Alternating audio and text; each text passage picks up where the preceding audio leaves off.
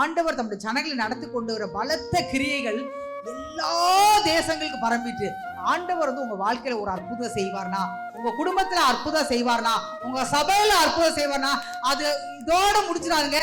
அது எல்லா பக்கம் பிரபலமாகும். ஆண்டவருடைய நாமத்தை மகிமைப்படுத்தும் முகாந்திரமாக இந்த ஆண்டவரை பற்றி அவன் பார்க்கலங்க, அவன் எதுவும் செய்யல. ஆனால் கேள்விப்பட்ட மூலமா அவளுக்கு ஒரு பெரிதான விசுவாசம் வருது. அப்படின்னா இது நான் இவ்வளவு நாள வழிபட்டு இருந்தேன் ஒரு கடவுள். எங்க அப்பா அம்மாலாம் சொல்லி கொடுத்தாங்கல்ல, எங்க மூதாதெல்லாம் சொல்லி கொடுத்தாங்கல்ல, இதான் கடவுள் சொன்னாங்கல்ல, இப்படிதான் கும்பிடணும்னு சொன்னாங்கல்ல, இதெல்லாம் செய்யணும்னு சொன்னாங்கல்ல சடங்காச்சாரங்களா, அந்த கடவுள் அல்ல இந்த கடவுள். அழகாய் அன்பாய் ஒரு தெய்வம் நடந்து கொண்டு வருகிறது என்பதை கேள்விப்பட்டதோ இல்லைங்க, கேள்வியின் மூலமா அவளுக்கு ஆண்டவர் மீது விசுவாசம் வந்தது.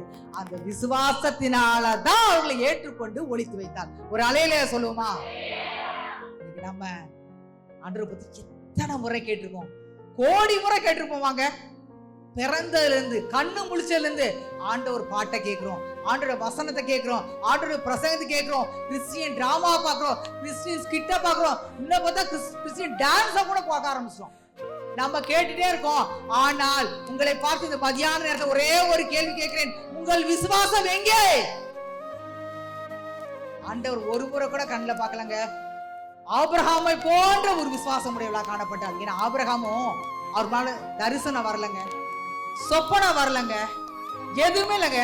சத்தத்தை கேட்டு அவருடைய சித்தத்தை செய்தார். அதே போல இங்கேயும் ஆண்டவருடைய சத்தத்தை கேள்விப்பட்டால், அவருடைய மகத்துவத்தை கேள்விப்பட்டால், அவரை குறித்து அறிந்து கொண்டால், எனவே காணாத அந்த தெய்வம், பார்க்காத அந்த தெய்வத்தின் மீது அவளுக்கு விசுவாசம் வைத்தார்.